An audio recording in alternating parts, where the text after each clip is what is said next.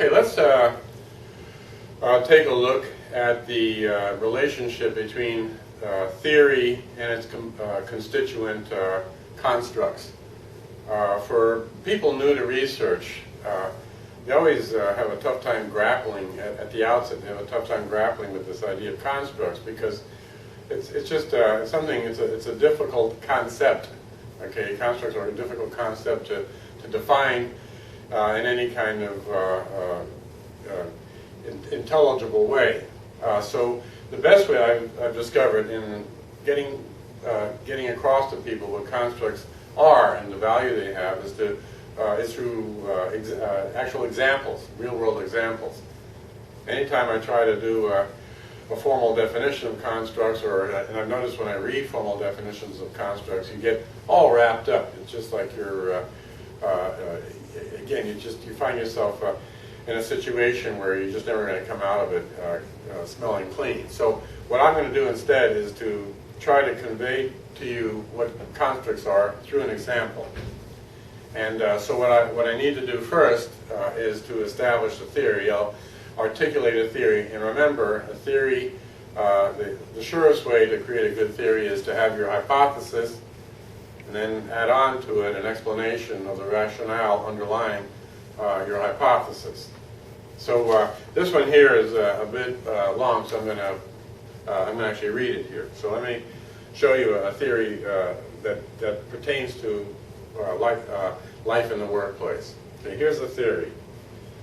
The use of self-managed work teams in organizations leads to more effective team performance because, remember, that was I just articulated the hypothesis. Okay, the use of self-managed work teams in organizations leads to more effective team performance. Okay, it's a testable statement. Okay, we can come up with measures of performance and see if people who operate in self-managed teams perform better than people who don't. Okay, so that's your hypothesis is testable, but it's not a theory. It's not until you add the words after because. So let's move on. So the use of self-managed work teams in organizations leads to more effective team performance because the resulting sense of empowerment employees experience increases their motivation to do a good job. Okay, so by having that hypothesis, then adding on to it an explanation, I now actually have a theory.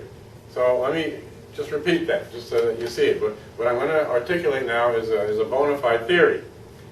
The use of self-managed work teams in organizations leads to more effective team performance because the resulting sense of empowerment employees experience increases their motivation to do a good job. Now, I don't know if this is a good theory or a bad theory. I don't even know if when we do research we would we'd be able to support the theory or reject it. That's not the point of this discussion right now. What I have done is I've articulated a bona fide theory. It meets the test of what is a bona fide theory. It has its hypothesis and its explanation.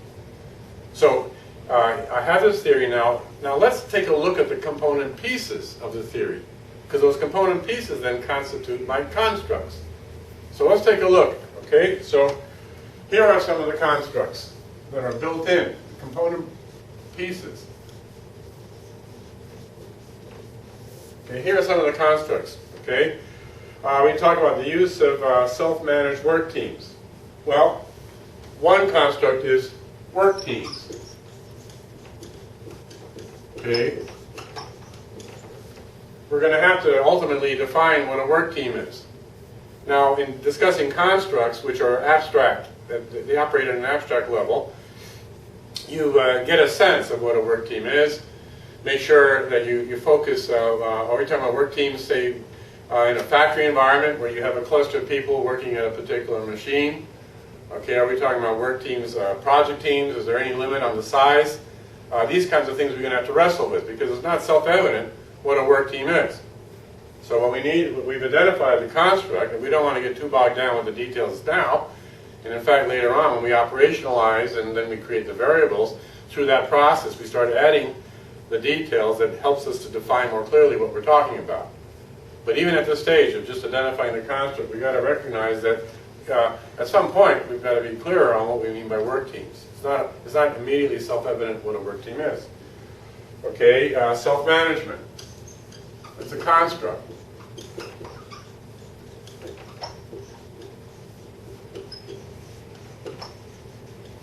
Okay, once again, self-management is not immediately evident what it is. Okay, the self-management, in fact, in real organizations, ranges everywhere from the enabling the team to make all the decisions. Basically, you empower them to do everything. Okay, here's your marching orders, go out and come back in 2 months and tell me what you've developed. A much more limited view of self-management is that the team gets to choose who does what work, but they really can't change the underlying objectives. They can't really define what the work is and so forth. So we need to, if we're talking about self-management, we have to be aware of the fact that self-management is not, again, that construct is not self-evident when we're talking about. We need to be able to define it more carefully, and we'll do that as we go through the process of going from theory all the way down to observation. Okay, another construct is organizations. Okay, if you recall, the hypothesis says the use of self-managed work teams in organizations. So what are we talking about here?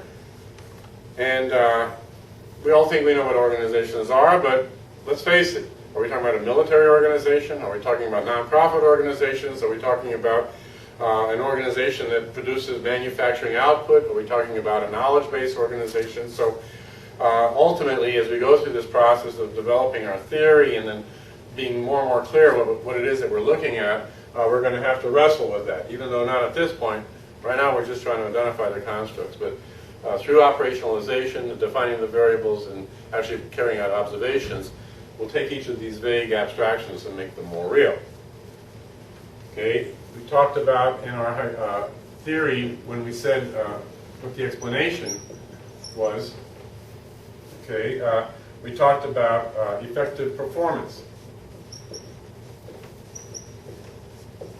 Okay, so effective performance. What do we mean by that?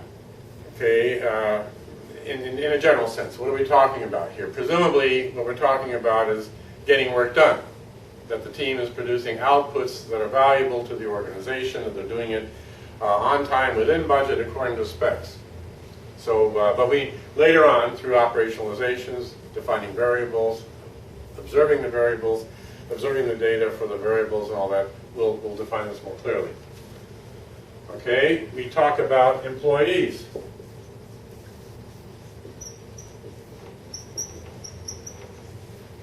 Okay, once again, what do we mean?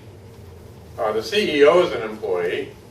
I think CEO doesn't worry about self-managed work teams and empowerment. The CEO is the final source, or basically they have the bottom line. They make all the decisions, or ultimately they have, let's say, responsibility. They don't make all the decisions. They have responsibility for all the decisions that are made in an organization.